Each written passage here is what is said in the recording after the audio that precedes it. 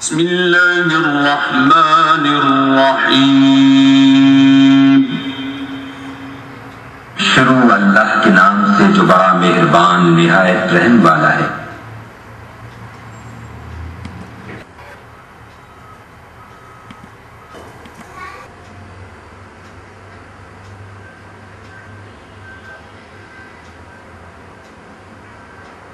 نستعينه ونستغفره ونؤمن به ونتوكل عليه ونعوذ بالله من شرور أنفسنا ومن سيئات أعمالنا من يهده الله فلا مضل له ومن يضلله فلا هادي له وأشهد أن لا إله إلا الله وأشهد أن محمدا عبده ورسوله يا أيها الذين آمنوا اتقوا الله حق تقاته ولا تموتن إلا وأنتم مسلمون يا أيها الناس اتقوا ربكم الذي خلقكم من نفس واحدة وخلق منها زوجها وبث منهما رجالا كثيرا ونساء واتقوا الله الذي تساءلون به والأرحام إن الله كان عليكم رقيبا يا أيها الذين آمنوا اتقوا الله وقولوا قولا سديدا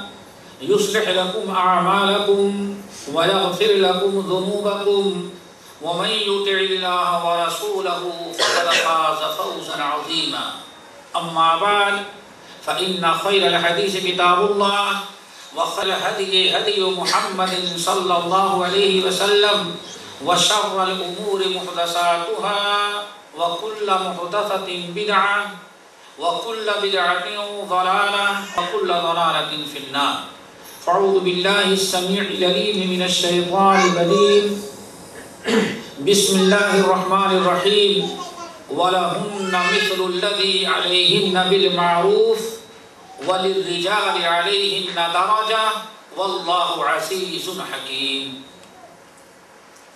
یہ سورۃ البقرہ کی آیت نمبر 228 موضوع کی مناسبت سے پڑھی گئی ہے، جس آیت کے مطابق اہل علم کہتے ہیں زوجین کے ایک دوسرے پر حقوق کے متعلق اس سے بڑی آیت قرآن پاک میں کوئی دوسری نہیں ہے۔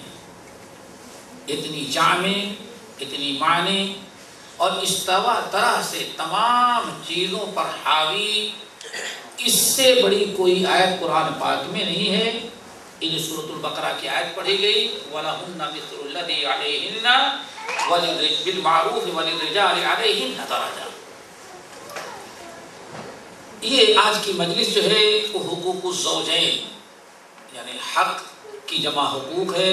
زوجین کے معنی آتے ہیں دونوں جوڑے یعنی میاں اور بیوی، ان کے حقوق اسلام نے کیا مقرر کیے ہیں، اسی کے متعلق کچھ باتیں ہوں گی۔ سب کو تو بیان کرنا بہت ہی مشکل اور ناممکن ہے۔ اسلام کی خوبیوں میں سے ایک بڑی خوبی اللہ نے یہ بیان کی ہے کہ وَآتُوا كُلَّ ذِي حَقٍّ حَقَّهُ، اللہ تعالیٰ نے ہر ایک کے حقوق کو مقرر کر دیا ہے۔ اسلام کے اندر صحابہ کرام کہتے تھے کہ اڑتے ہوئے پرندے کے متعلق بھی کیا احکام ہیں، اللہ کے رسول نے ہم کو ساری چیزیں بھی بیان کر دی ہیں۔ انسان، حیوان، جاندار، غیر جاندار، ان تمام چیزوں کے حقوق اللہ کے رسول نے بیان کر دیے۔ وَآتُوا كُلَّ ذِي حَقٍّ حَقَّهُ، اور ہم کو حکم دیا گیا کہ ہر ایک کو اس کا حق پورا پورا دے دیا۔ قرآن پاک نے ہمیں حکم دیا اعدلوا هو اقرب للتقوى،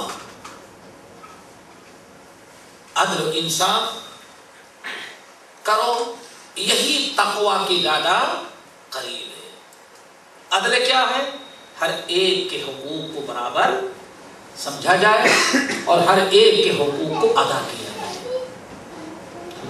وَلَا يَجْرِمَنَّكُمْ شَنَآنُ قَوْمٍ عَلَىٰ أَلَّا تَعْدِلُوا اعْدِلُوا أَقْرَبُ لِلتَّقْوَىٰ، کسی کی نفرت، کسی سے آپ کو بغض ہو، آپ کو کہ آپ کسی سے ناراض ہو، یہ ساری چیزیں اپنی جگہ پر ہیں، لیکن اللہ نے فرمایا کسی سے ناراضگی، کسی سے بغض و عناد اور نفرت تمہیں عدل انصاف کرنے میں رکاوٹ نہ بنے۔ یہ ساری چیزیں اپنی جگہ پر ہیں، لیکن جہاں معاملہ عدل انصاف کا آ جائے، ایک دوسرے کے حقوق کا، تو پورا پورا ہونا چاہیے۔ اللہ تعالی ہم سب کو ایک دوسرے کے حقوق کو پہچاننے کی توفیق نصیب فرمائے، اور اس کے لیے علم کی ضرورت ہے۔ بغیر علم کے انسان ایک دوسرے کے حقوق کو نہیں پہچان سکتا۔ اسی لیے اس سے پہلے درسوں میں نے علم کے متعلق بڑی توجہ دلائی تھی آپ حضرات کی کہ علم کے بغیر انسان نہ اللہ کا حق پہچانتا ہے اور نہ بندوں کے حقوق پہچانتا ہے، حقوق اللہ ادا کر سکتا ہے، نہ حقوق العباد ادا کر سکتا ہے۔ اللہ رب العالمین نے قرآن پاک میں مختلف آیات میں حقوق کے زوجین کا تذکرہ کیا ہے، لیکن ایک چیز آپ یاد رکھیں، اس موضوع پر گفتگو کرنے کے پہلے ایک چیز بتا دینا بہت ہی ضروری ہے۔ مبصرین، اہل علم، مفکرین، متقدمین اور متاخرین سب کا اس بات پر اتفاق ہے کہ دنیا میں عروج، ترقی، کسی قوم کے پنپنے اور کسی قوم کے تقدم کا سبب دو چیزیں ہوا کرتی ہیں۔ دو چیزیں ہیں جس سے انسان کو دنیا میں عروج اور ترقی نصیب ہوتی ہے۔ ان دونوں میں سے ایک ہے عورت، دوسری ہے دولت۔ جہاں بھی یہ دونوں چیزیں اگر صحیح مصرف میں ہیں اور یہ دونوں اگر اچھے راستے پر ہیں تو وہ قوم ترقی کی راہ پر رہتی ہے۔ اسی لیے اس کے برعکس کہتے کیا ہیں، ہمیشہ کسی بھی امت کے بگاڑ اور زوال کا جو سب سے بڑا سبب ہوتا ہے وہ انہی دونوں چیزوں کے بگاڑ، دولت اور اہل علم نے جو یہ بات کہی اس کا اندازہ صحیح مسلم حدیث سے بھی ہوا ہوتا ہے، جس میں آپ نے ارشاد فرمایا اے لوگوں یہ یہود اور نصارہ، بنی اسرائیل ان کو کہا جاتا ہے، یہ یہود اور نصارہ بنی اسرائیل کی دو شاخیں ہیں، ایک ہے یہودی اور دوسرے عیسائی۔ صحیح مسلم کی روایت میں آپ نے ارشاد فرمایا اے لوگوں یاد رکھو ان اول فتنة وقعت فی بنی اسرائیل فتنة النساء او کما قال علیہ السلام۔ اے لوگوں یہ جو تم ہر وقت یہود و نصارہ پر لعنت بھیجتے ہو، ان کی مخالفت کرتے ہو، جب بھی نماز پڑھنے کے لیے کھڑے ہوئے غیر المغضوب علیہم ولا الضالین، اللہ یہود و نصارہ کے طریقے سے ہم کو بچانا، یہ قومیں جو اللہ تعالیٰ کے ہاں ذلیل اور خوار ہوئی، ان کے ذلت اور رسوائی کا جو سبب بنا ہے، آج میں ان کی اس قوم کا آپسی بگاڑ ہے، اخلاقی، دینی، اعتقادی، ہر قسم کا بگاڑ، اور سب سے پہلا بگاڑ جو تمام برائیوں کی جڑ ہے اور تمام بگاڑ کا سبب بنا، آپ فرماتے ہیں ان اول فتنة وقعت فی بنی اسرائیل، سب سے پہلا بگاڑ بنی اسرائیل قوم میں جو پیدا ہوا ان کی عورتوں سے شروع ہوا۔ ان اول فتنة وقعت فی بنی اسرائیل، سب سے پہلا بگاڑ جو پیدا ہوا بنی اسرائیل میں عورتوں کے اندر فساد پیدا ہوا، عورتوں کے بگاڑ سے آج یہود و نصارہ کو وہ ان حالات کا سامنا کرنا پڑ رہا ہے جو آپ اپنی آنکھوں سے دیکھ رہے ہیں۔ تو اہل علم نے چاہے متقدمین ہو یا متاخرین، انہوں نے یہ جو بات کہی بڑی اہم ہے کہ کبھی بھی قوموں کے عروج کا جو سبب بنی ہے دو چیزیں، حلال مال و دولت اور شریعت کی پابندی کرنے والی دیندار صالحات قانتات عابدات، یہ خواتین بنی، اور ان دونوں میں جب بگاڑ پیدا ہوا تو امت زوال کے راستے پر چلی گئی۔ اللہ تعالی ہم سب کو زوال پذیری سے بچائے۔ اللہ رب العالمین نے قرآن پاک میں اور احادیث میں نبی علیہ السلام نے ایک عورت کا کیا مقام، یا دوسرے لفظوں میں یہ سمجھیں کہ مردوں کے لیے اور قوم اور امت کے لیے عورتیں کتنی بڑی نعمت ہیں، ان کو سمجھنا چاہیے۔ ہم نے پورے قرآن اور حدیث کا مطالعہ کیا اور آپ تجربہ کر کے دیکھیں، بہت ہی زیادہ زور اس بات پر دیا گیا کہ یہ مرد حضرات یہ پہلے عورتوں کے مقام کو اور اللہ نے کتنی بڑی نعمت ان کو بنایا ہے اس کو پہلے سمجھیں۔ جب انسان کو کسی چیز کی حقیقت اور کسی نعمت کی اہمیت اور قدر و قیمت معلوم ہو جاتا ہے، جب ہی اس کی عزت ہوتی ہے اور اس کے حقوق کے ادا کرنے پر آسانیاں ہوتی ہیں۔ آئیں چند چیزیں جو بڑی ہی اہم ہیں ان کو آپ کے سامنے رکھتے ہیں۔ نمبر 1، انسان سوچ نہیں سکتا، عورتوں کو خواتین کو اللہ تعالیٰ نے مردوں کے دین اور ایمان کی حفاظت کا سبب قرار دیا۔ 5 اہم چیزیں ہیں جن کی حفاظت، جن پر اسلام کا دار و مدار ہے، جن میں حفظ دین، حفظ صحت، حفظ نسل، حفظ مال، یہ ساری چیزیں ہیں۔ بات یہاں چل رہی حفظ دین کی۔ ایک انسان کے معاشرے میں مردوں کو جو اسلام کے علم بردار بنیں گے، جو اسلام کے محافظین بنیں گے، ان کے دین اور ایمان کی حفاظت کا سب سے بڑا سبب اسلام نے جو بنایا ہے وہ عورتوں کو بنایا ہے۔ چنانچہ نبی علیہ السلام کی حدیث بہت ہی واضح، حضرت انس بن مالک رضی اللہ تعالیٰ عنہ کی حدیث، کہتے ہیں نبی علیہ السلام نے ارشاد فرمایا، من رزقہ اللہ امرأة صالحة، من رزقہ اللہ امرأة صالحة فقد اعانہ علی شطر دینہ۔ جس انسان کو، جس مرد کو اللہ تعالیٰ ایک صالحہ نیک عورت عطا کر دیا، اس نیک صالحہ عورت کو دے کر کے اللہ نے آدھا دین تو اس عورت کی برکت سے محفوظ کر دیا۔ اس کا انسان کے فرائض میں سے ہے دین کی حفاظت کرنا، اور عورتوں کو اللہ نے کتنی بڑی نعمت بنایا۔ آپ فرماتے ہیں من رزقہ اللہ امرأة صالحة فقد اعانہ علی شطر دینہ۔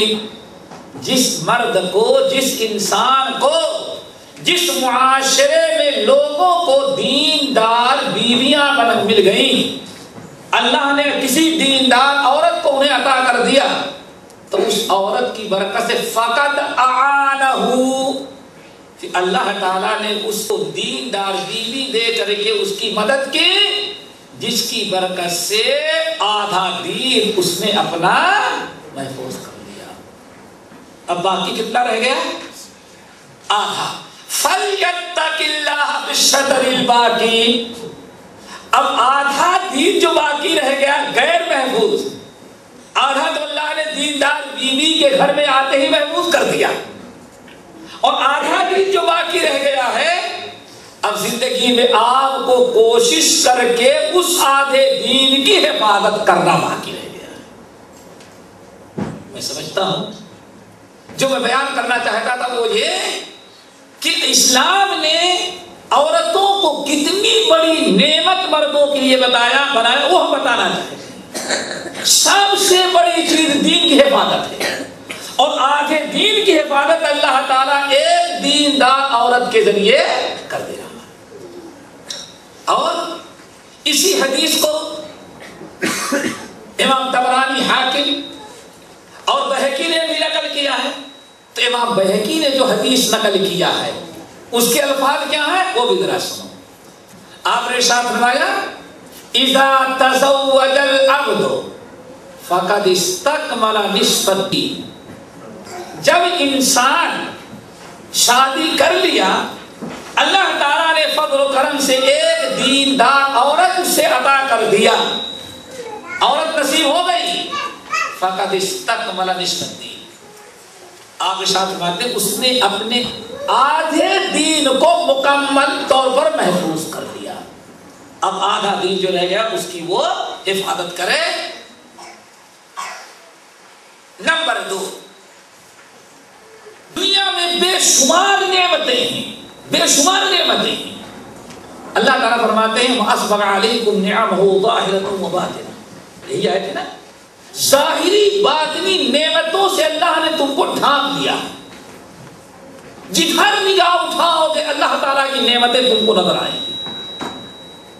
لیکن حضرت ابو امامہ رضی اللہ تعالیٰ عنہ سے امام ابن ماجہ وغیرہ نقل کرتے ہیں کہ نبی علیہ السلام نے ارشاد کیا فرمایا, دین اور ایمان کے بعد سب سے بڑی نعمت اگر ایک مومن کے لیے ہے تو دیندار دین ہے. معمولی نعمت نہیں. اللہ فرماتے ہیں وَإِن تَعُدُّوا نِعْمَةَ اللَّهِ لَا تُحْصُوهَا. اگر اللہ تعالیٰ کی نعمتوں کو تم شمار کرنا چاہو, گننا چاہو تو تم شمار نہیں کر سکتے. ان بے شمار نعمتوں میں, انگنت اللہ تعالیٰ کی رحمتوں میں تقوی اللہ یعنی ایمان باللہ اور تقوی اللہ کے بعد سب سے بڑی نعمت کیا ہے؟ دیندار عورت ہے. تقوی اور دین سے بڑی تو کوئی نعمت نہیں. یہ سب سے بڑی نعمت کیا ہے؟ دین. لیکن دین اور تقوی کے بعد آپ نے فرمایا سنو, ابو امامہ رضی اللہ تعالیٰ عنہ کہتے ہیں میں نے بارہا نبی علیہ السلام کو فرماتے ہوئے سنا. آپ کیا فرماتے تھے؟ انہو کان یقول, انہو کان یقول. ایک ہے کانا اللہ کے رسول نے فرمایا اور ایک ہے کانا یقول. نبی علیہ السلام کان یقول آپ کہتے تھے. اس کو استمرار کہا جاتا ہے, مستقل جو چیز بار بار ہو رہی ہو اس کے لیے عربی زبان میں کانا یقول کہا جاتا ہے. یعنی کوئی ایک دن کی بات یہ نہیں تھی. ہمیشہ آپ نے مردوں کو تنبیہ کیا, ہمیشہ آپ نے مردوں کو آگاہ کیا اور کیا فرمایا, اے مسلمانوں تم کو لاکھوں کروڑوں اربوں خربوں نعمتوں سے اللہ نے مالا مال کیا ہے, لیکن یاد رکھنا مستفاد المؤمن بعد تقوی اللہ خیرا لہ من زوجۃ صالحہ. اے لوگو مستفاد المؤمن بعد تقوی اللہ خیرا لہ من زوجۃ صالحہ. لوگو مردوں مومنوں اللہ نے تمہیں بہت نعمتوں سے نوازا ہے, لیکن یاد رکھنا تقوی اللہ کے بعد, تقوی اللہ کے بعد تمہارے حق میں دین اور دنیا دونوں جہاں میں تقوی کے بعد نیک اور صالحہ عورت سے کوئی بڑی نعمت تمہارے حق میں نہیں ہو سکتی. تمہارے لیے دنیا اور آخرت, دین اور دنیا دونوں جہاں میں آپ فرماتے ہیں تقوی سے بڑھ کر کے تمہارے لیے خیر و برکت والی کوئی دوسری نعمت نہیں ہے سوائے عورت کی. بات واضح ہے. یہاں آپ نے خیرن کا لفظ ہے, خیر یعنی تمہارے حق دین کے اعتبار سے, دنیا کے اعتبار سے, خیر و برکت کے لحاظ سے, انجام کے اعتبار سے تمہارے لیے ایمان کے بعد پوری سارے جہاں میں سب سے بڑی خیر و برکت والی چیز تمہارے حق میں ثابت ہو سکتی ہے وہ زوجۃ صالحہ. پھر آپ نے آگے زوجۃ صالحہ کی 4 بڑی خوبیاں بیان کی کہ زوجۃ صالحہ کون ہے؟ تقوی اللہ کے بعد, تقوی اللہ کے بعد ایمان کے بعد دین کے بعد سب سے بڑی نعمت جو صالحہ عورت میں ہوتی ہے.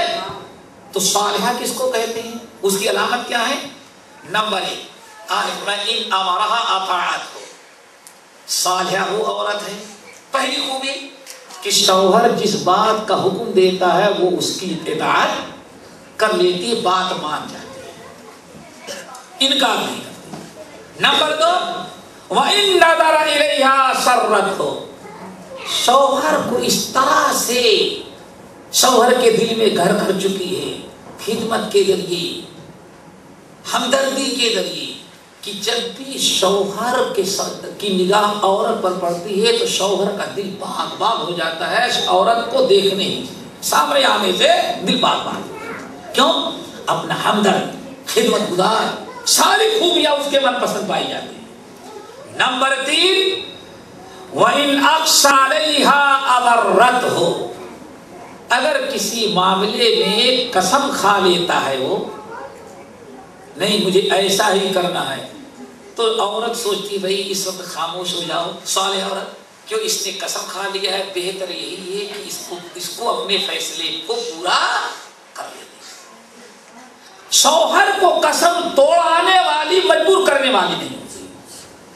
نمبر 4 وَإِنْ غَابَ عَنْهَا نَصَحَتْهُ فِي نَفْسِهَا وَمَالِهِ، چوتھی خوبی یہ ہے کہ اگر شوہر باہر کہیں رہتا ہے، موجود نہیں ہے، تو شوہر کو خوب اطمینان ہے کہ ہماری بیوی اپنی جان اور ہمارے مال میں ذرہ برابر ہماری خیانت کرنے والی نہیں ہے۔ اس کے بعد نمبر 3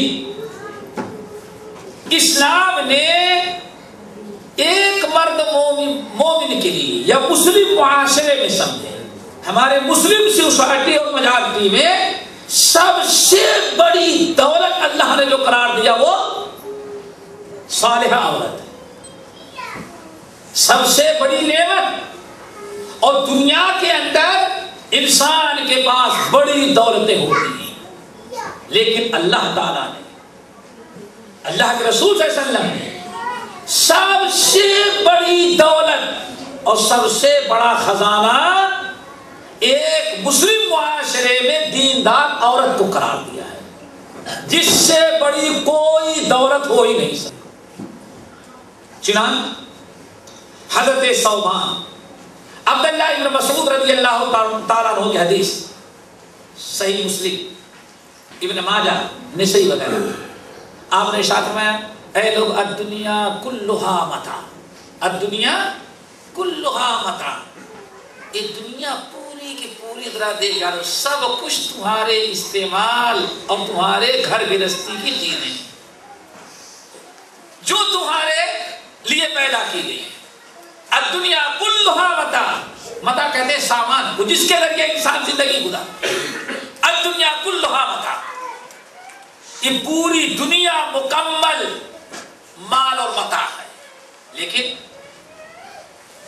وخیر متاع الدنیا المرأة الصالحہ، سب سے بڑا سامان زندگی مسلم معاشرے میں، مسلمان گھر میں دیندار صالحہ، اس سے بڑی کوئی دولت نہیں۔ دوسری حدیث بڑی واضح، حضرت ثوبان رضی اللہ تعالی عنہ ارشاد فرماتے ہیں کہ ہم لوگ ایک مرتبہ سفر میں تھے، اور سفر میں نبی علیہ السلام نے آیت تلاوت کر کے سنایا کہ بھائی والذین یکنزون الذھب والفضة، جو لوگ سونا چاندی جمع کرتے ہیں پھر اس کی زکات نہیں نکالتے، اللہ کے راہ میں خرچ نہیں کرتے، تو ان کو دردناک عذاب کی خبر آپ سنا دیں۔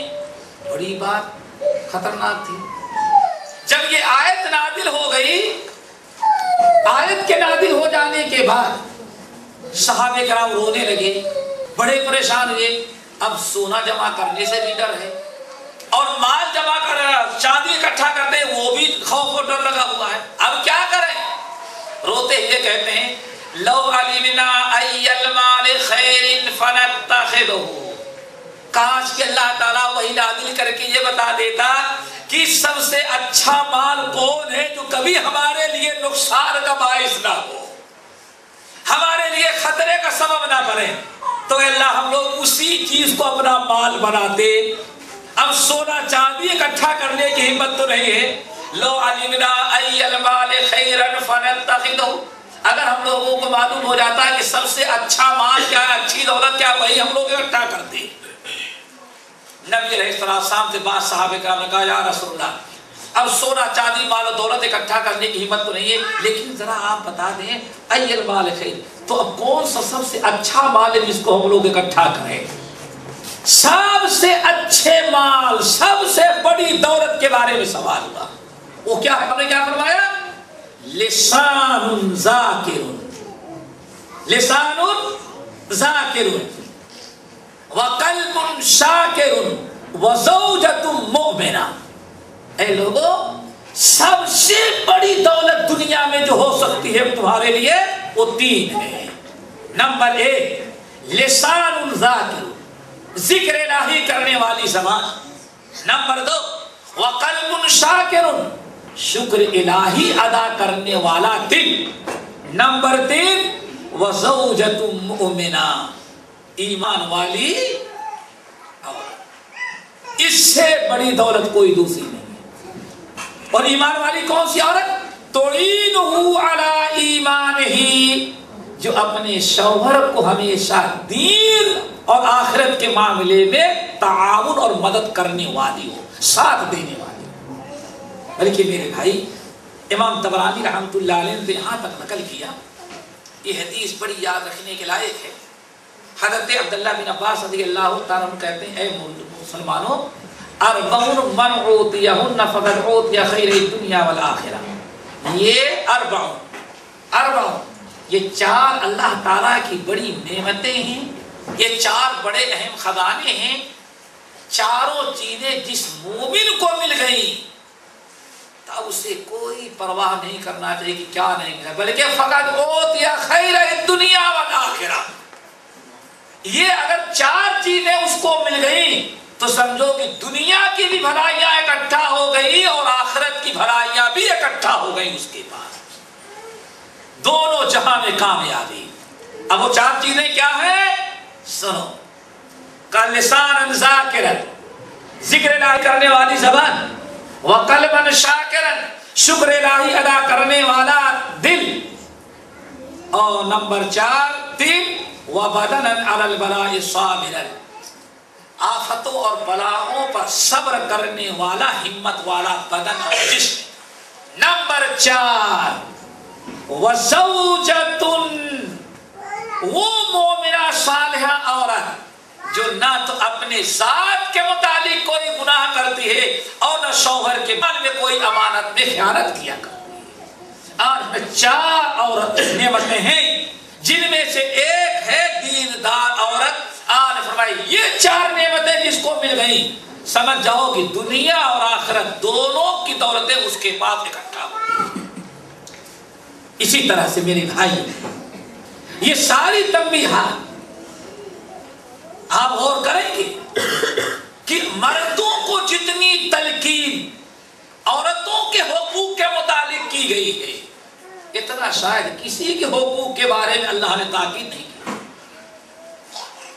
ایک مرد، ایک انسان کے، ایک کلمہ گو مسلمان کے لیے اگر وہ مکمل اور باکمال مومن بننا چاہتا ہے تو اللہ کے رسول نے اس کے لیے ایک شرط رکھی ہے، جب تک وہ شرط نہیں پائی جائے گی کوئی آدمی باکمال مومن اور باکمال ایمان والا نہیں ہو سکتا۔ سنا حدیث ترمذی اور ابن حبان کی، حضرت ابو ہریرہ رضی اللہ تعالیٰ عنہ کہتے ہیں، قال رسول اللہ صلی اللہ علیہ وسلم اکمل المؤمنین ایمانا، اکمل المؤمنین ایمانا۔ مومن تو بہت سارے ہیں، لیکن سب سے زیادہ کمال والا ایمان، سب سے باکمال مومن جس کا ایمان سب سے زیادہ کامل ہے، اکمل المؤمنین ایمانا، وہ کلمہ گو جس کا ایمان سب سے اعلیٰ درجے کا ہے اور باکمال ایمان اس کے اندر آتا ہے، تو کون ہوگا؟ احسنہم خلقا، وہ ہے جس کے اخلاق سب سے اچھے، باکمال مومن جس کا ایمان درجے کمال کو پہنچ گیا ہو۔ آج نے فرمایا وہ ہے جس کے اخلاق لوگوں میں سب سے اچھے ہوں. اور پھر آل فرمایا وَخِيَارُكُمْ، تم میں سب سے اچھے اخلاق اس کے ہیں، سب سے اچھے اخلاق اس کے ہوں گے، سب سے اعلیٰ درجے کا ایمان اس کا سمجھا جائے گا. خیارکم خیارکم لنسائہم، جو اپنی عورتوں کے لیے با اخلاق اور اچھا ثابت ہو. کتنی بڑی چیز. ہم لوگ ہمارے تھے بھائی سوچتے ہوں گے کیا ہو گیا پولیس صاحب کو، کہیں یہ سوچتے ہوں گے ارے بھائی یہ اللہ کے رسول نے مردوں کو پہلے، اور یہ بھی یاد رکھو قرآن نے عورتوں کا حق مردوں کے حق پر مقدم رکھا ہے. کیوں؟ مرد تو مار پیٹ کر کے بھی اپنے حقوق وصول لیتا، وہ بیچاری کس کے ذریعے اپنا حقوق وصول کرے. یہ بھی یاد رکھنا قرآن و حدیث میں اسی لیے عورتوں کے حقوق کو مردوں کے حقوق پر مقدم کیا گیا. اسی لیے میں نے عورتوں کا تذکرہ پہلے کیا. کیوں؟ اس کی بہت بڑی وجہ یہ بیان کرتے ہیں اہل علم کہ مرد تو اپنا لاٹھی کے زور سے، طاقت کے دور سے، ڈرا کر کے دھمکا کر کے ان سے اپنا حقوق وصول لیتا ہے، لیکن اس کو اپنا حق لینا ہو وہ کس سے اپنا حق تو وہی مرد ادا کرے گا جس کے دل میں اللہ کا ڈر ہوگا اور عورت کی اہمیت جس کے دل ہے. اس لیے ذرا سوچو ایک مومن کے لیے باکمال مومن بننے کی جو شرط رکھی کیا؟ وَخَيْرُكُمْ لِنِسَائِهِمْ، جو اپنی عورتوں اور اپنی بیویوں کے لیے اچھا ہوگا. اسی لیے حضرت عائشہ صدیقہ رضی اللہ تعالیٰ عنہ کہتی ہیں یہ حدیث بھی ذرا سمجھے، اور ایک انسان اپنی عورت کے لیے اپنی بیوی کے لیے کب اچھا ہوگا اللہ کے رسول نے سب بیان کر دیا ہے. ترمذی اور امام حاکم کی حدیث ام المومنین عائشہ رضی اللہ تعالیٰ عنہ بیان فرماتی ہیں کیا؟ ان من اکمل المؤمنین ایمانا احسنهم خلقا والطفهم باہلہ. آپ نے فرمایا تم میں سب سے زیادہ کامل ایمان والا وہ ہے جو سب سے زیادہ اچھے اخلاق والا ہو، وَأَلْطَفَهُمْ بِأَهْلِهِ، اور سب سے زیادہ اپنی بیوی بچوں کے ساتھ نرمی کا رویہ اختیار کرنے والا. سب سے زیادہ کامل مومن اس کو قرار دیا گیا جو اپنی ازدواجی و گھریلو زندگی میں نرم گفتگو، معاملات نرمی کے ہوں، آسانی کے ہوں، اس کو قرار دیا ہے. اسی طرح سے آپ نے ایک انسان کو اچھا انسان بننے کے لیے آپ نے شرط رکھا ہے کہ جو انسان اپنے گھر والی دیندار بیوی کے حق میں اچھا نہیں ہے وہ کبھی غیروں کے لیے اچھا نہیں ہو سکتا، اور اللہ تعالیٰ کے ہاں اس کا شمار نیک لوگوں میں نہیں ہو سکتا. اس لیے اللہ کے رسول ارشاد فرماتے ہیں حضرت عائشہ صدیقہ رضی اللہ تعالیٰ عنہ حدیث کے راویہ ابن حبان کی روایت ہے قال رسول اللہ صلی اللہ علیہ وسلم خیرکم خیرکم لأہلہ. اے لوگوں دوستوں کے لیے 2 گھنٹے بیٹھتے ہو اس میں تو بہت اچھے بن جاتے ہیں.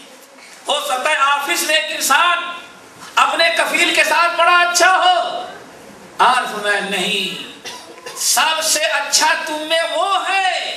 باہر تو سبھی اچھے رہتے ہیں، خوب بڑی خراب کب ہوتی ہے جب گھر میں آتے ہیں تب سارا اخلاق، ساری خوبیاں، ساری امانت و دیانت گھر میں داخل ہوتے ہی سب ختم ہو جاتے ہیں. کیوں؟ کہیں تھوڑا سا کھانا ملنے میں دے، کہیں صفائی ستھرائی میں کچھ داخل. آپ فرماتے گھنٹے 2 گھنٹے کسی کے ساتھ انسان وہ بہت اچھی زندگی گزار لیتا ہے. اسی لیے آپ نے ارشاد فرمایا خیارکم خیارکم لأہلہ.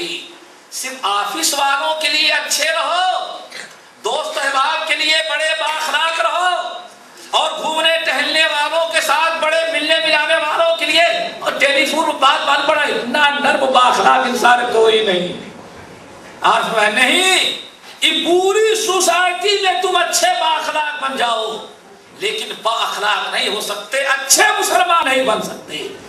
خیرکم خیرکم لأہلہ، تم میں اچھے اخلاق والا انسان وہ ہوگا جو سب سے زیادہ اپنے اہل ویال اور گھر بیوی بچوں کے لیے با اخلاق۔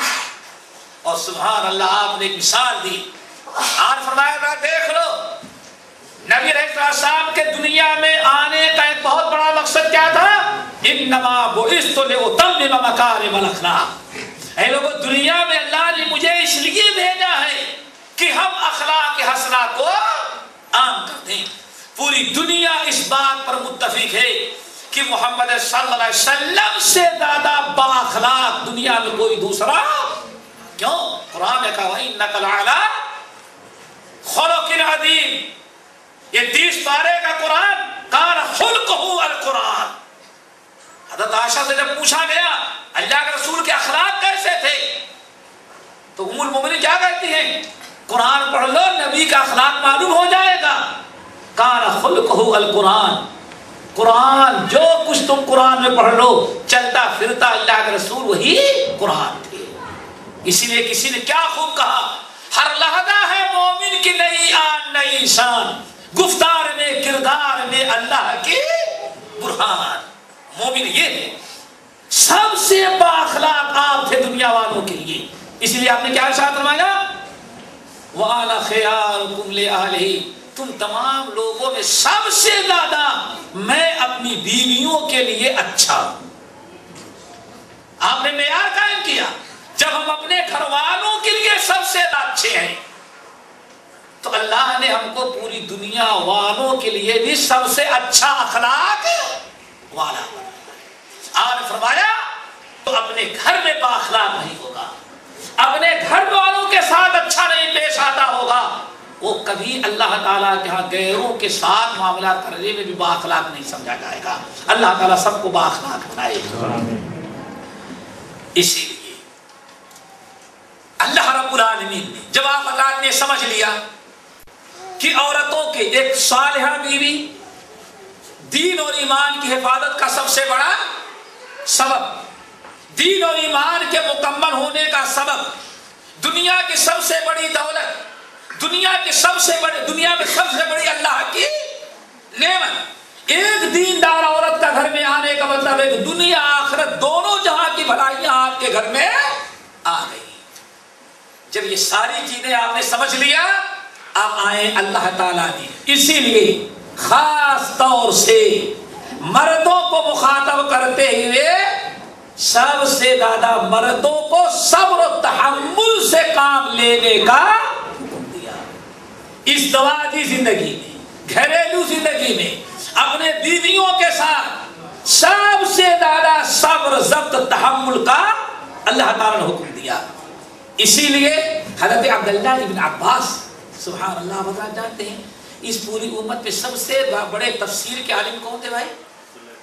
عبداللہ بن عباس کو اللہ کے رسول نے ان کو دعا دی تھی، اے اللہ اللہم فقہہ فی الدین وعلمہ التاویل، اے اللہ اس بچے کو جس نے میری خدمت کیا ہے رات میں، اللہ اس کو دین کی سمجھ دے دے اور قرآن کی تفسیر کا بھی علم دے دے۔ پورے صحابہ کرام میں آپ سے بڑا اس امت کا میں کوئی عالم نہیں تھا۔ ایک مرتبہ اس یہودیوں نے کچھ سوالات کیے کہ قرآن سے کو ثابت کرو۔ عبداللہ بن عباس نے یہودیوں کے بیٹھے بیٹھے لمحے بھر میں ان کے سارے اعتراضات کا جواب دے دیا۔ یہودی مولوی سب کے سب کھڑے ہو گئے، کہا اللہ کی قسم یہ اسلام کی برکت ہے، اگر ہمارے ہاں کوئی ایک آدمی ایسا پیدا ہو جاتا تو ہم لوگ سمجھتے کہ ہمارے ہاں عبداللہ جیسے کوئی عالم پیدا ہوا، اور کہتے ہیں بس اللہ تیرا کرم ہے کہ عبداللہ کو پوری مدینے تک محدود رکھا ہے۔ کیوں؟ ارے اس کو اتنا بڑا اسلام میں تو نے عالم بنا دیا ہے۔ اگر عبداللہ بن عباس سورۃ البقرہ کی تفسیر کہیں کھڑے ہو کے کہہ دے کر دیں، اور روم اور فارس کے یہود و نصارہ آگ پرست اور مجوسی اگر ان کی تفسیر سورۃ البقرہ سن لے تو یہودی کہتے ہیں اللہ کی قسم کھا کے کہتا ہوں پورا روم اور فارس مسلمان ہو جائے، صرف عبداللہ کا درس قرآن سن کر کے۔ یہ ایسی باتیں قرآن سے پیش کر دیتا ہے۔ یہودی کہتا کیا ہے؟ اللہ تیرا کرم ہے کہ عبداللہ کی پہنچ روم اور فارس تک ابھی تک نہیں ہو پائی ہے. یہ ہے عبداللہ بن عباس. وَعَاشِرُوهُنَّ اللہ کے یہ قرآن پاک کی آیت میں نے پڑھی وَلَهُنَّ مِثْلُ الَّذِي عَلَيْهِنَّ بِالْمَعْرُوفِ. اے مردو عورتوں کے رہو وَلَهُنَّ مِثْلُ الَّذِي عَلَيْهِنَّ بِالْمَعْرُوفِ. اے مردو عورتوں کے حقوق تمہارے اوپر ویسے ہی ہے جیسے تمہارے ان کے اوپر ہے. آگے بس عبداللہ بن عباس کہتے ہیں اللہ نے حق کس کا پہلے بیان کیا؟ وَلَهُنَّ عورتوں کے حقوق تمہارے اوپر ویسے ہی ہے جیسے تمہارے ان کے اوپر ہے. عبداللہ بن عباس کہتے ہیں دیکھو اس آیت میں اللہ تعالیٰ نے مردوں سے پہلے کن کا حق بیان کیا؟ عورت کا. پھر آگے نے بیان کیا وَلِلرِّجَالِ عَلَيْهِنَّ دَرَجَةٌ. اور عورتوں پر ایک گنا اللہ نے مردوں کو فضیلت دے رکھی ہے. اللہ اکبر. عبداللہ بن عباس کہتے ہیں فضیلت دینے کا مطلب یہ ہے کہ اگر کوئی معاملہ ہو جائے زوجین کا تو عورت اتنا صبر نہیں کر سکتی جتنا مردوں کو صبر و ضبط کرنے کا جذبہ حکم اللہ نے دیا. اس آیت میں عبداللہ بن عباس کہتے ہیں رضی اللہ تعالیٰ عنہما وَلِلرِّجَالِ عَلَيْهِنَّ دَرَجَةٌ کا مطلب یہ ہے کہ عورتوں کے معاملات میں عورتوں سے سینکڑوں گنا زیادہ صبر و تحمل اور برداشت کرنے کا حکم اللہ نے کن کو دیا ہے؟ مردوں کو دیا ہے. اسی لیے اللہ رب العالمین نے ارشاد فرمایا وَعَاشِرُوهُنَّ بِالْمَعْرُوفِ. وَعَاشِرُوهُنَّ بِالْمَعْرُوفِ. اے مردو وَعَاشِرُوهُنَّ بِالْمَعْرُوفِ. اے مردو سارا خطاب جتنی آیتیں آئی میں نے کہا کس کو؟ سارا خطاب عورت مردوں کو ہے. مردوں سے اے مردو وَعَاشِرُوهُنَّ بِالْمَعْرُوفِ. عورتوں کے ساتھ زندگی گزارو تو اچھی گزارو. معروف کس کو کہتے ہیں وہ بھی سمجھ. ایک تو ہے اجر و ثواب کی چیزیں اتنا کرو گے تو یہ ملے گا اور ایک ہے معروف. کیا معروف؟ معروف کس کو کہتے ہیں؟ معروف اس کو کہتے ہیں جو آپ کے اوپر اجر و ثواب کا بیان نہ کیا گیا ہو نہ اس پر کوئی وعید سنائی گئی ہو لیکن آپ کے معاشرے میں اچھائی اچھی عادت اچھی بات اور اچھی چیزیں سمجھی جاتی ہیں ان کو کیا کہا جاتا ہے؟ معروف. جس کی تفسیر لوگوں نے یہ کیا ہے وَعَاشِرُوهُنَّ بِالْمَعْرُوفِ. بھائی ان کے ساتھ زندگی گزارو تو معروف بھلائی کے ساتھ. کیا کہتے ہیں؟ یعنی ان سے بات کرنا ہو تو ڈانٹ ڈپٹ کر کے نہیں کم سے کم گھر میں رہو تو ذرا ہنستے بولتے مسکراتے ہوئے چہرے کے ساتھ رہو. یہ کیا وَعَاشِرُوهُنَّ بِالْمَعْرُوفِ. ایسا نہ ہو کہ ڈرا کر کے دھمکا کر کے مار پیٹ کر کے ہمیشہ غصے میں اور تمہارے پیچھے ساری زندگی اس کو آپ کے مزاج کو صحیح کرنے میں گزر جائے. نہیں. اس وَعَاشِرُوهُنَّ بِالْمَعْرُوفِ. ان کے ساتھ زندگی گزارو معاشرتی زندگی تمہاری اچھائی کے ساتھ ہو بھلائی کے ساتھ ہو ہنستے بولتے دلچسپی کی زندگی. یہ گزارنے کا مطلب کیا ہے؟ معروف اور بھلائی کے ساتھ زندگی. اسی لیے نبی علیہ السلام نے اللہ تعالیٰ کیا فرماتے ہیں فَعَسَىٰ أَن تَكْرَهُوا شَيْئًا. اگر ازدواجی زندگی ہے گزارنا چاہتے ہو تو ایک دیندار صالحہ تمہارے گھر میں آ گئی ہے تو اس کی بہت ساری باتوں پر مردوں تمہیں صبر و تحمل. عورتوں کے حقوق میں سے ایک بڑا حق یہ بھی ہے کہ ہر بات سے کو لے کر کے جھگڑا اور فساد کا سبب نہ بنایا جائے بلکہ مردے کو یہ ضروری کہ صبر و تحمل سے کام لے. چنانچہ اللہ نے بڑی پیاری بات کہی. کیا؟ فَعَسَىٰ أَن تَكْرَهُوا شَيْئًا. ممکن ہے کہ تمہاری عورت سے کی کوئی عادت کوئی بات تمہیں ناپسند ہو. فَعَسَىٰ أَن تَكْرَهُوا شَيْئًا. ممکن ہے کہ تمہیں کوئی عادت یا کوئی چیز ان کی ناپسند ہو تو اللہ تعالیٰ فرماتی ایک ناپسند ایک چیز ناپسند ہے تم اسی کو لے کر کے بیٹھ جاتے ہو. تم اس پر صبر کرو اس کو پر تحمل سے کام لو، اس کو برقرار رکھو. کیوں؟ فَعَسَىٰ أَن تَكْرَهُوا شَيْئًا وَيَجْعَلَ اللَّهُ فِيهِ خَيْرًا كَثِيرًا. ممکن ہے کہ تم بہت ساری ایک چیز کو ناپسند کرتے ہو، اس پر صبر و تحمل سے کام لو تو ایک عیب ہے تو اس کے اندر ہزار خوبیاں بھی اللہ تعالیٰ تمہارے لیے پیدا کرے. اور اس کو سمجھنے کے لیے اس طرح سے سمجھو پہلے ہونا چاہیے. اگر انسان خوشگوار زندگی گزارنا چاہتا ہے تو اس کے لیے ضروری ہے. عربی شاعر کہتا ہے اذا انت مستبق اخلا تلومه على شاس ای الرجال مهذب. اگر تم کسی سے اپنے تعلقات اور دوستی رکھنا چاہتے ہو تو ہر بات کو جھگڑے کا سبب بناؤ گے اور ہر چیز پر تنقید کرتے رہو گے تو ذرا بتاؤ دنیا میں کون ایسا ہے جس سے کوئی غلطیاں نہ ہوتی. جیسے کہا جاتا ہے نا عمر فاروق رضی اللہ تعالیٰ عنہ سے زیادہ سخت بھائی کوئی نہیں تھا. سنا ہوگا کیوں اللہ رسول نے فرمایا عمر تم کو تو اللہ نے اتنا سخت بنا دیا ہے بارود کہ تم نکلتے ہو تو مدینے کے گلیوں سے شیطان بھی چھپ جاتا ہے کہ عمر آ رہا ہے خیریت اسی میں سائڈ پر ہو جاؤ اس کو ادھر جانے دو. یہی ہے نا سالیہ کچھ ہے. اللہ کے رسول نے سمجھا دیا کوئی میت ہو گئی تھی اللہ کے رسول نے سمجھا دیا لیکن رونا نہ مت ہوا. ابو بکر صدیق نے سمجھا دیا نہیں. عمر فاروق نے کہا میں بھی سب کو خاموش کرا دیتا ہوں. ڈنڈا لیے ہوئے چپکے سے گئے کوڑا پیچھے دبائے اور پہنچتے ہی جو سب سے پہلے آگے عورت بیٹھی تو دو چار در رشید کے ساری سن خاموشی ہو گئی. سناٹا چھا گیا. بہت سخت تھے لیکن ازدواجی زندگی کا معاملہ مفسرین محدثین نقل کرتے ہیں ایک موقع پر صرف ایک انسان اللہ تعالیٰ فرماتے تعلیم دی وَعَاشِرُوهُنَّ بِالْمَعْرُوفِ ان کے ساتھ بھلائی کی زندگی گزارو. اگر ایک عیب ان کے اندر تمہیں نظر آتا ہے تو اس عیب پر صبر کرو. فَعَسَىٰ أَن تَكْرَهُوا شَيْئًا وَيَجْعَلَ اللَّهُ فِيهِ خَيْرًا كَثِيرًا. ایک نظر انداز کر ڈالو ممکن ہے اس کی برکت سے اللہ تعالیٰ ہزار خوبیاں اور بھلائیاں اس کے اندر پیدا کر دے. عمر فاروق رضی اللہ تعالیٰ عنہ کے بارے میں آتا ہے کہ ان کے بعد ایک صاحب آئے اپنی بیوی کا جھگڑ کر کے. انہوں نے کہا مجھ سے سیدھی نہیں ہوتی عمر فاروق کے پاس جائے گا امیر المومنین وہ ڈنڈے ان کا ڈنڈا تجھے سیدھا کر دے گا. بڑے غصے میں اور خود دعا کرتے ہوئے راستے میں اللہ تعالیٰ میں نے بہت سمجھایا یہ اپنی زبان بند نہیں کرتی بہت زور سے بولتی ہے آواز بڑی کڑک ہے ساری چیزیں تو ہے لیکن زبان اس کی بڑی ٹیڑھی ہے.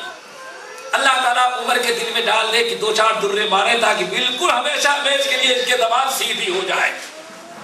آئے وہ بیچارے دروازہ تو کھٹکھٹا دیا لیکن پتا چلا کہ گھر سے بڑے زور سے ڈانٹنے کی آواز آ رہی ہے. بڑے زور سے آواز آ رہی ہے. وہ آدمی صبح کچھ دیر تو سوچتا رہا کہ بھائی عمر فاروق نہیں نکل رہے. پھر تو مارا تو بہت پریشان ہو کر کے بیچارہ ہو سوچا خیر اسی میں ہے. اس وقت تو عمر میری بیوی کو سیدھا کرنے لگا کہ ایسا نہ ہو گھریلو معاملے مجھے ہی سیدھا کرنا شروع کرے. اس لیے بہتر ہے وہ وہاں سے ایک دو تین بھگا وہاں سے. ابھی کچھ ہی دور گیا تھا عمر فاروق باہر نکلے دیکھتے آدمی کوئی نہیں. نگاہ دوڑائی تو ادھر بھگا جا رہا دوسرا تو ادھر آؤ. کیا ہوا کیوں بھگے جا رہے تھے؟ نہیں کچھ ایسے کام نہیں تھا خاص کام اور اپنے دعا کرتا ہوا راستے میں آیا تھا. نہیں کیا کام تھا؟ نہیں کوئی کام نہیں. اصرار کیا بلا وجہ کیوں دروازہ تو نے پیٹا کام نہیں تھا.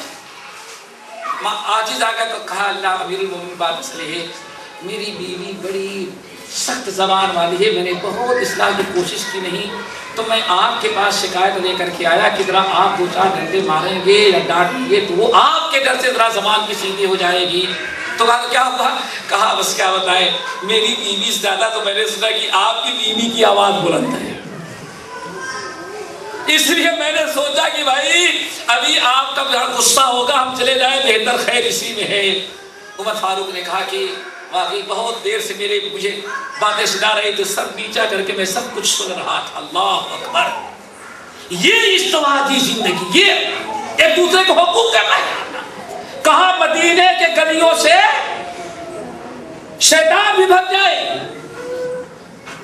لیکن اس سخت دلی کے باوجود خیرکم خیرکم لأہلکم لأہلہ، تم میں سب سے اچھا مسلمان ہوئے جو اپنے گھر والوں کے لیے نرم ہو۔ عمر فاروق نے اس کو بیٹھا، سنو تمہارے گھر میں دھوبن ہے؟ کہا کہ نہیں۔ آج تو سارا جھگڑا ہے کہ گھر میں عورتوں کو کچھ کام ہی نہیں کرنا چاہیے۔ کچھ لوگ یہ بھی کہتے ہیں نہیں نہیں، عورتوں کے ذمے شوہر کی بھی خدمت نہیں، نہ ماں کی نہ شوہر کی نہ دیور کی، کوئی معاملہ نہیں، سارا معاملہ کیا ہے۔ اور عمر فاروق کو ذرا سنو، پوچھتے تمہارے گھر میں دھوبن ہے؟ کہا کہ نہیں۔ کہا کپڑا کون دھلتی ہے؟ کہا وہ وہی جو زبان بہت لڑاتی ہے ہم سے، وہی کپڑا دھلتی ہے۔ کہا اچھا طباخہ ہے باورچی نہیں، کھانا پکانے والی؟ کہا کہ نہیں۔ کہا کھانا کون پکاتی ہے؟ کہا وہی پکاتی ہے، اور کون پکائے؟ یہ سب بہت اچھا ہے، کھانا بڑا اچھا پکاتی ہے، بس زبان کی بڑی ٹیڑھی ہے۔ اچھا ٹھیک ہے، تمہارے گھر میں فراشہ جھاڑو لگانے کے لیے، سنڈاس صاف کرنے کے لیے آتی ہے بات ہوگا؟ نہیں نہیں، کون؟ حملہ کرتے، یہ ساری کوئی شکایت نہیں۔ اچھا بچوں کو نہلانے دھلانے کپڑا دھلنے والی کوئی ہے صفائی؟ نہیں نہیں، کون؟ ماں دھلتی ہے۔ عمر فاروق جتنا سنا پوچھتے گئے، سب میں کون کرتی ہے؟ بیوی۔ تو آخر میں کہا رہے بیوقوف، دیکھ لیا تھا ہم کو سب نیچے کر کے سن رہے تھے، صبح سے شام تک وہ کام کرتی رہتی ہے، اتنی ذمہ داری اس کے اوپر ہے، مزاج میں چڑچڑا ہے، اگر وہ کہیں غصے میں دو چار باتیں سناتی ہے تو سب نیچے کر کے سن لو۔ کبھی تم یہ سوچو کہ تمہارے کپڑے دھلنے کی باری آئی تو تمہاری دھوبی بن گئی، کھانا پکانے کی باری آئی تو طباخہ بن گئی، اور جھاڑو لگانے کی باری آئی تو فراشہ بن گئی، اور تمہیں ضرورت ہوئی تو تمہاری بیوی بن گئی، اور بچوں کی خدمت کی نوبت آئی تو تمہاری دایا بن گئی۔ ارے تم نے سوچا کہ کتنی خوبیاں اس کے اندر ہیں، تو ایک چیز اگر اس کے اندر کمی ہے تو اس پر تمہیں صبر و تحمل سے آدمی سمجھ گیا۔ پھر عمر فاروق کے پاس دوبارہ وہ پلٹ کر کے یہ کہنے کے لیے نہیں آیا کہ زبان کی بڑی یہ ہوتا ہے گھروں کے اندر، لیکن اللہ تعالیٰ ارشاد فرماتے ہیں کہ وَعَاشِرُوهُنَّ بِمَعْرُوفٍ، ہمیشہ زندگی گزارو تو بالمعروف، بھلائی کے ساتھ، اخلاق کے ساتھ۔ اسی لیے نبی علیہ السلام کی حدیث، میرے بھائی بڑی پیاری حدیث اللہ کے رسول نے بیان کیا، یہ بخاری اور مسلم کی روایت ہے۔ حضرت ابو ہریرہ رضی اللہ تعالیٰ عنہ کہتے ہیں اللہ رسول نے فرمایا استوصوا بالنساء خیرا، استوصوا بالنساء خیرا، اے مردو میں تمہیں وصیت کرتا ہوں، تمہیں تاکید کرتا ہوں عورتوں کے متعلق ان کے ساتھ ہمیشہ خیر اور بھلائی کا معاملہ کرنا۔ آپ حضرات جانتے ہیں آخری وقت میں اللہ کے رسول نے جو وصیتیں کی تھی وہ کس کے متعلق؟ عورتوں کے متعلق۔ استوصوا بالنساء خیرا، اے لوگوں عورتوں کے متعلق میری وصیت اور فرمان کو قبول کر لو، ہمیشہ ان کے ساتھ بھلائی کا معاملہ کرنا۔ فَإِنَّ الْمَرْأَةَ خُلِقَتْ مِنْ ضِلْعٍ، کیونکہ عورت پیدا ہی کی گئی ہے ٹیڑھی پسلی سے۔ یہ کون بتا رہا ہے بھائی؟ یہ ساری نصیحتیں کون کر رہا ہے؟ اللہ کے رسول۔ فَإِنَّ الْمَرْأَةَ خُلِقَتْ مِنْ ضِلْعٍ، عورت پیدا کی گئی ہے ٹیڑھی پسلی سے، اور وہ بھی کون سی پسلی؟ وَإِنَّ أَعْوَجَ مَا فِي الضَّلْعِ أَعْلَاهُ، اور اوپر والی پسلی جو ہے سب سے ٹیڑھی ہوتی ہے، صرف پسلی سے نہیں بلکہ سب سے ٹیڑھی ہڈی جو ہے اس سے پیدا کی گئی ہے۔ فَإِنْ ذَهَبْتَ تُقِيمَهُ، اس ہڈی کو اگر تم سیدھا کرنے کے لیے جاؤ گے تو ٹوٹ جائے گی۔ کیوں؟ اللہ نے اس کو ٹیڑھا پیدا کیا، اس کو سیدھا کرو گے تو وہ ٹوٹ جائے گی، اور اگر تم اس سے فائدہ اٹھانا چاہتے ہو تو اس کو سیدھا کرتے رہو، دھیرے دھیرے ٹیڑھا ہی اس کو رہنے دو۔ یہاں اہل علم کہتے ہیں اعلیٰ، سب سے اوپر کی پسلی کہا جاتا ہے کہ اس کا تعلق انسان کے سر سے ہے، یہ حصہ، اور زبان کہاں ہے؟ اسی حصے میں۔ اسی لیے وہ سارے اہل علم کہتے ہیں نبی علیہ السلام کے اس حدیث کا مطلب یہ ہے، آپ نے اعلان کر دیا کہ بھائی زبان اس کی بڑی تیز ہوگی، ترار ہوگی، کبھی بد زبان ہوگی، لیکن استوصوا بالنساء خیرا، کلی طور پر اگر اس کو سدھارنے لگو گے تو ہڈی ٹوٹ جائے گی۔ دوسری روایت میں ہڈی ٹوٹنے کا مطلب کیا ہے؟ آج فرمایا طلاق ہو جائے گی، اور ازدواجی رشتہ تمہارا ختم ہو جائے گا۔ اسی لیے نبی علیہ السلام نے ارشاد فرمایا صحیح مسلم کی روایت، لا یفرق مؤمن مؤمنۃ، ہر وقت ایک مومن مومنہ بیوی کو ڈراتا ہی نہیں رہتا، دھمکاتا ہی نہیں رہتا، ہمیشہ ڈانٹتا ہی نہیں رہتا، اور ایک مومن اگر ہے تو کبھی اپنی بیوی کو ہر وقت دھتکارتا ہی نہیں رہتا، ہرگز نہیں کرتا۔ کیا ہے؟ آپ نے ارشاد فرمایا ان سخط منها خلقا، دھتکارتے نہ رہنا، ڈانٹتے نہ رہنا، دھکے نہ دیتے رہنا، اس کو ذلیل و خوار نہ کرتے رہنا۔ کیوں؟ اگر اس کی ایک آدھ بات سے تمہیں غصہ آ جاتا ہے تو 25 باتوں سے تمہارے دل کو خوشی بھی پیدا کر دیتی ہے وہ۔ اسی لیے کیسے تم انسان ہو کہ 25 کو چھوڑ کر کے ایک عیب کو تم اختیار کرتے ہو اور اسی میں تمہاری نگاہ ہوتی ہے۔ اور اپنا خبردار مومن ہو رہی جو باتوں میں عورت کو ذلیل و خوار کرتا رہے اور دھکے دیتا رہے۔ اسی لیے حضرت امام ابو داؤد رحمۃ اللہ علیہ نقل کرتے ہیں، معاویہ بن حیدر رضی اللہ تعالیٰ عنہ کہتے ہیں کہ اللہ رسول کے پاس ہم لوگوں نے کہا یا رسول اللہ، بڑی حقوق، عورتوں کے حقوق کے متعلق بڑی واضح حدیث، یا رسول اللہ ما حق زوجۃ احدنا علیہ، ہم میں سے ہر انسان ہر مرد کے اوپر اس کی بیوی کا کیا حق بنتا ہے؟ آپ نے ارشاد فرمایا سنو 4 حق ہیں۔ نمبر 1، ان طعمتها اذا طعمتها ان تطعمها اذا طعمتها، جب تم کھاتے ہو تو اس کو بھی کھلاؤ، اور وتکسوها اذا اکتسیتها، جب تم اپنے لیے کپڑا بناتے ہو تو اس کے لیے بھی بناؤ۔ جب تم کھاتے ہو، جو کھاتے ہو اس کو وہی کھلاؤ، اور جیسے اپنے لیے جوڑا تیار کراتے ہو اس کے لیے بھی کپڑے بناؤ، اس کے لیے بھی تیار کراؤ۔ آگے ولا تضرب الوجہ، خبردار کبھی عورت کے چہرے پر ہاتھ نہیں پڑنا چاہیے۔ ولا تضرب الوجہ، کبھی عورت کے چہرے پر تھپڑ نہیں مارنا۔ کس کا سوال کیا تھا یار؟ کیا سوال تھا؟ یا رسول اللہ ما حق زوجۃ احدنا علیہ، ہم میں سے ایک ہماری بیوی کا ہمارے اوپر کیا حق ہے؟ تو آپ نے فرمایا جب کھاتے ہو تو کھلاؤ، جب کپڑا اپنے لیے بناتے ہو تو اس کو بھی کپڑا بناؤ۔ نمبر 3، تمہارا حق یہ ہے کہ کبھی عورت کو تبلیغ کرنے کی باری آئے تو خبردار ولا تضرب الوجہ، عورت کے چہرے پر تھپڑ نہ مارنا۔ نمبر 4، آپ نے ارشاد فرمایا ولا تقبح، عورت کا تمہارے اوپر حق یہ ہے کہ کبھی عورت کو کبھی الفاظ استعمال نہ کرنا۔ تقبح، اور یعنی تیری شکل بڑی خراب ہے، تیری شکل سے مجھے نفرت ہے، اللہ تعالیٰ کی نحوست تیرے چہرے پر چمک رہی ہے، اور خبردار اگر تم نے یہ جملے استعمال کیا تو تم نے اپنی بیوی کا حق ادا نہیں کیا۔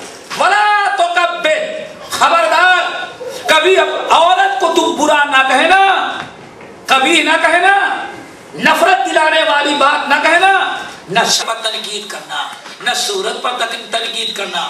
لا حول ولا قوت الا باللہ، موٹے اور دبلے پر بھی تنقید کی جاتی ہے، ہرگز نہیں۔ اس کا مطلب ہے کہ آپ رشتے کو توڑنا چاہتے ہیں۔ ولا تقبح، نہ اس کی شکل پر تنقید کرنا، نہ اس کی جسمانی ساخت پر تنقید کرنا، اور کبھی یہ بھی تم کو تو کپڑا بھی پہننا نہیں آتا، تم کو کھانا بھی پکانا نہیں آتا، تم کو کپڑا بھی تو پتا نہیں کیا کیا، بلکہ حوصلہ افزائی کی بات کرنا۔ اور بگاڑ یہی سے پیدا ہوتا ہے، یہی چھوٹی چھوٹی باتیں ہوتی ہیں۔ جب شوہر کی ہر ہمیشہ عورت تنقید ہی سنتی ہے تو سوچتی ہے یہ ہمارے اپنے لائے، ہم اس لائق ہی نہیں، اس قابل کہ ہاں اس کی زوجیت میں آتی، یہیں سے نفرت پیدا ہوئی اور پھر طلاق کی نوبت آتی ہے۔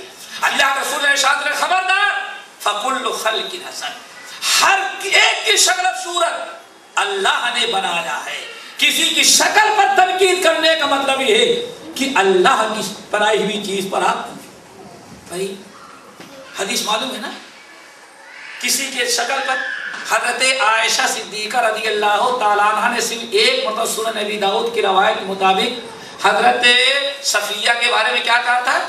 اللہ کے رسول بس یہ ناٹی کھوٹی جو ہے 1.5 بالشت کی نا، قد ان کا کیا تھا تھوڑا سا پستہ قد تھی. حضرت عائشہ مکمل کہتی کیا ہے؟ عائشہ اللہ رسول بس جب دیکھے آپ اس ناٹی کھوٹی کا تذکرہ ہمارے سامنے کرتے ہیں. اللہ اکبر. صرف اس صفیہ رضی اللہ تعالیٰ عنہ کو ناٹی کھوٹی چھگنی کہہ دیا. آج فرمایا یا عائشہ، تو سنن نبی داؤد کی عائشہ تم نے اس کی شکل صورت قد و قامت پر تانا دے کر کے تنقید کر کے تم نے اتنی بری بات کہہ دی. اللہ کی قسم لو مزج فی البحر لمزجت ہو، اگر تمہارے اس بات کو جو اللہ تعالیٰ کی دی ہوئی شکل و صورت پر تو نے تنقید کر دیا ہے، اگر اس بات کو سمندر کی پانی میں ملا دیا جائے تو اللہ کی قسم سمندر کا پانی بھی بدبودار ہو جائے.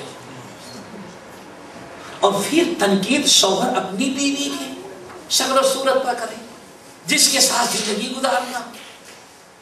آپ نے فرمایا خبردار، عورت کا حق تمہارے اوپر ایک بھی ہے، ولا تقبح، کبھی اس کی شکل صورت، اس کی عادات و اطوار پر گھناؤنے الفاظ سے تبصرہ نہ کرنا. آخری حکم ولا تہجرها الا فی البیت، اگر کبھی تنبیہ، اصلاح، نصیحت کے غرض سے اس کو الگ کرنا تو گھر سے باہر نہ بھگا دینا، میکے نہ بھگا دینا، اپنے کمرے سے نہ نکال دینا. زیادہ سے زیادہ تم کو اجازت ہے تو صرف اس کا بستر آپ الگ کر سکتے ہیں. آپ کمرے سے باہر بھی آپ نے کر دیا عورت کو غصے میں آ کر کے تو گویا کہ آپ نے عورت اپنی بیوی کا حق سلب کر لیا، چھین لیا.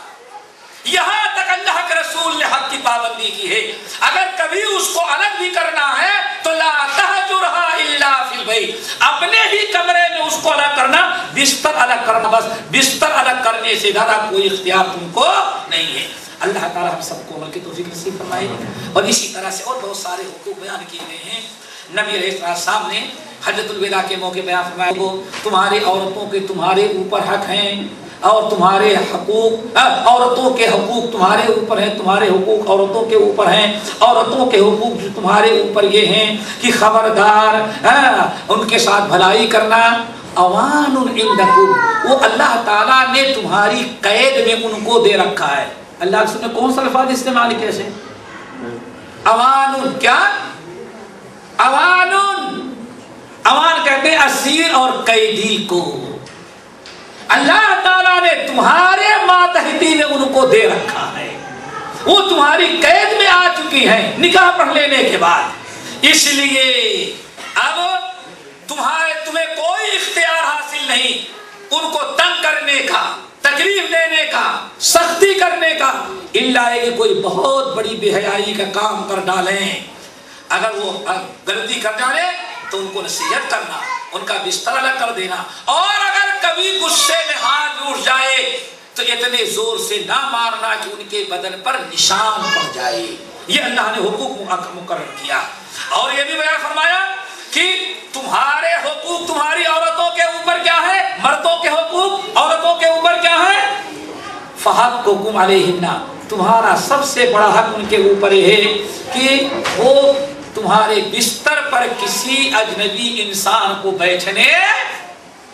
اللہ اللہ کے رسول نے منع کیا کہ اور کسی ایسے انسان کو گھر میں آنے نہ دینا جن کا گھر میں آنا اور داخلہ ہونا تمہارے شوہر کو ناگوار اور ناپسند. یہاں تک اسی طرح سے تمہارے حقوق ان کے وہ ہیں، تمہارے حقوق ان کے تمہارے اوپر حقوق ہیں کہ ہمیشہ ان کے ساتھ احسان کرنا، اچھے سے اچھے کھلانا، اچھے سے اچھے پہنانا اور ان کے ساتھ اخلاق حسنہ کے ساتھ پیش آنا.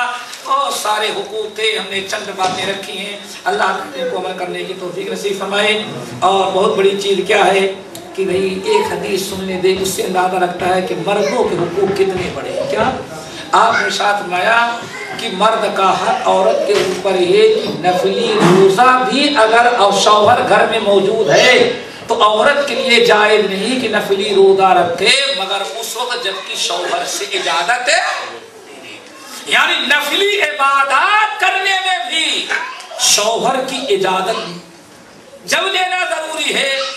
تو میرے بھائی یہاں آنا وہاں جانا یہاں گھومنا اور اپنی منمانی زندگی گزارنا، جب گھر میں رہ کر کے نفلی روزہ رکھنے کی اجازت نہیں ہے بغیر شوہر کی اجازت کے، تو میں نہیں سمجھتا کہ ہاں آج بہت ساری مائیں اور بہنیں اور جو راستہ اختیار کر لیتی ہیں وہ کہاں تک جائز ہو سکتا ہے۔ اسی لیے بڑی مشہور حدیث ہے، نبی علیہ السلام ارشاد فرماتے ہیں، اللہ اکبر، ایک موقع پر آپ نے ارشاد فرمایا کہ ان المرأة اذا خرجت من بیتها، عورت اپنے گھر سے اگر نکل جائے، وزوجها کارہ، اور شوہر پسند نہیں کرتا، جہاں عورت جا رہی ہے شوہر پسند نہیں کرتا کہ ہماری بیوی وہاں جائے، تو آپ ارشاد فرماتے ہیں جب عورت کہیں ایسی جگہ اپنے گھر سے باہر جائے جہاں شوہر پسند نہیں کرتا اور شوہر راضی نہیں کہ وہاں جائے، تو آپ فرماتے ہیں لعنت کل ملک فی السماء، اس عورت پر آسمان میں جتنے فرشتے ہیں سب اللہ کی لعنت بھیجتے ہیں کہ شوہر نہیں اجازت دے رہا، پھر کیوں یہ گھر سے باہر نکلے، شوہر ناپسند کر رہا تھا، نہیں جانا چاہیے تھا اس کو، اب وہاں چلی جانے پر مزید ازدواجی زندگی میں بگاڑ پیدا ہوتا ہے۔ یہ کوئی آزادی نہیں چھینی جا رہی ہے، معاملہ کیا ہے، ایک چھوٹی سے آزادی حاصل کرنے کے لیے اپنے گھر کی بربادی اور تباہی کر ڈالے، یہ اللہ تعالیٰ کو پسند نہیں۔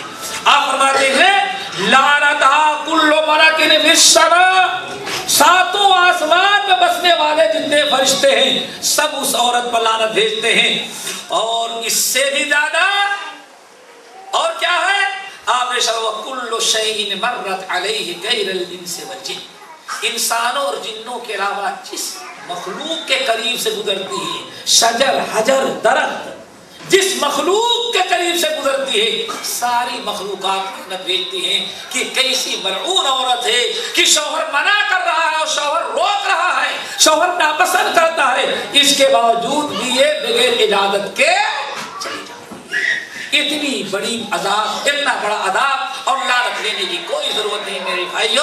اللہ تعالیٰ سب کو عمل کی توفیق نصیب فرمائے۔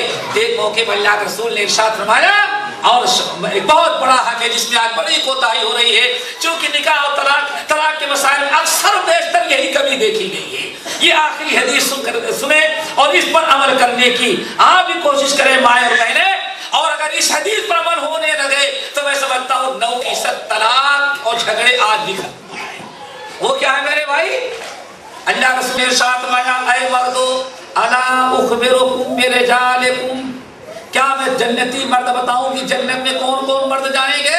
صحابہ کرام نے کہا بلا یا رسول اللہ، آپ نے فرمایا النبی فی الجنہ، جنت میں کون جائیں گے سب سے پہلے؟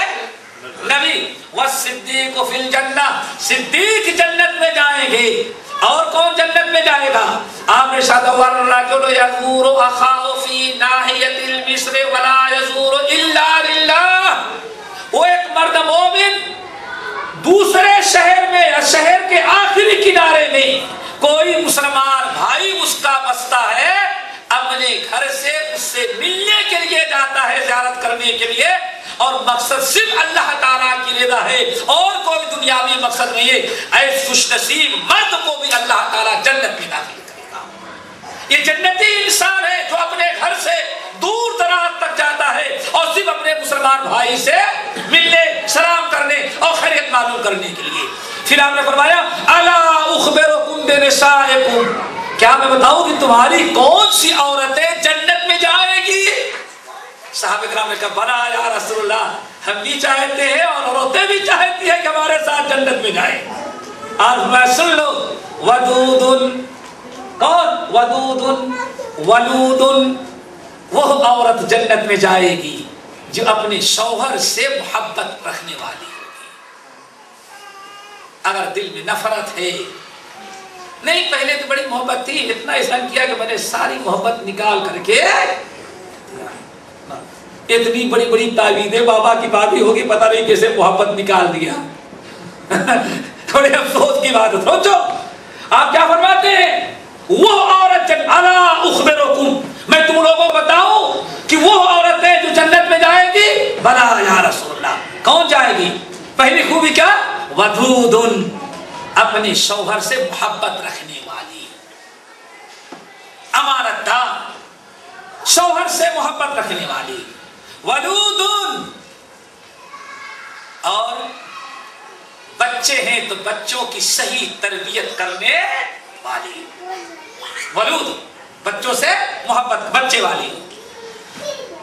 نمبر 3، شوہر سے محبت کا عالم کیا ہے؟ شوہر سے کیا محبت کرتی ہے جنت میں جانے والی عورت؟ اذا غضبت، جب شوہر کے کسی بات پر غصہ آئی اور اکڑ گئی، غصہ آیا، انسان ہے، غصہ، شوہر نے کچھ کہہ دیا، او اسی علیہا، یا شوہر نے کوئی زیادتی کر دی، بڑا غصہ اس کو آیا، وہ اپنی جگہ پر غصہ اور شوہر اپنی جگہ پر غصہ ہو گیا، اب دونوں غصے سے، اور آگے کیا ارشاد فرماتے ہیں؟ یا اس کا شوہر اس سے کسی اور وجہ سے ناراض ہو گیا ہے۔ یہ کس عورت کا بیان ہو رہا ہے جو کہاں جائے گی؟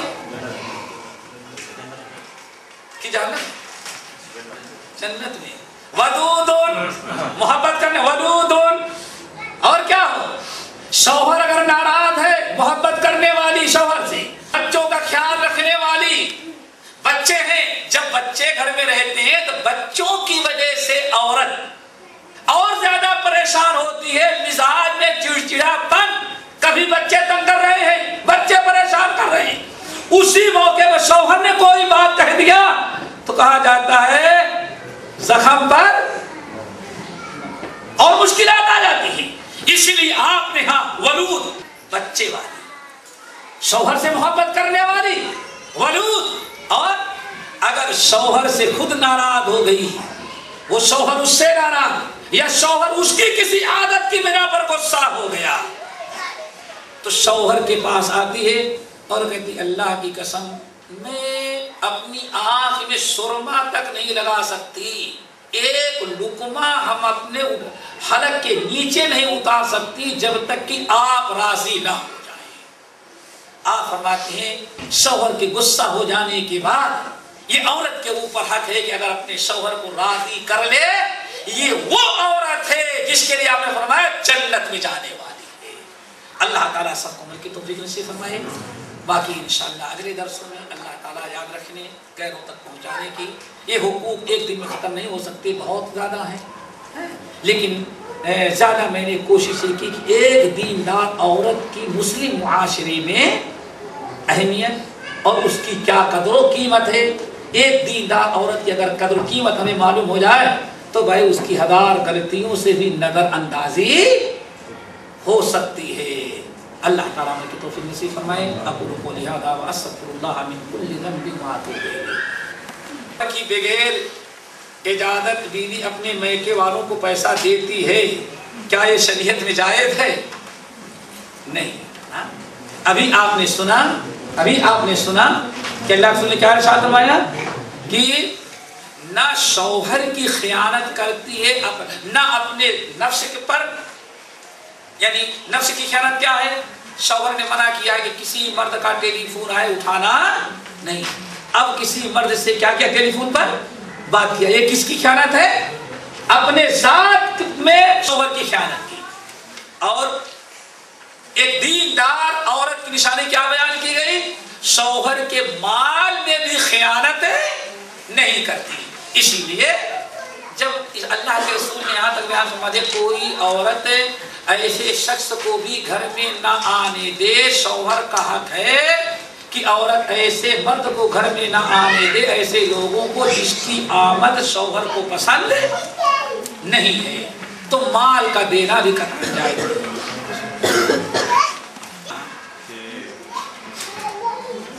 شوہر کے والدین کی خدمت کرنا عورت کے اوپر فرض ہے؟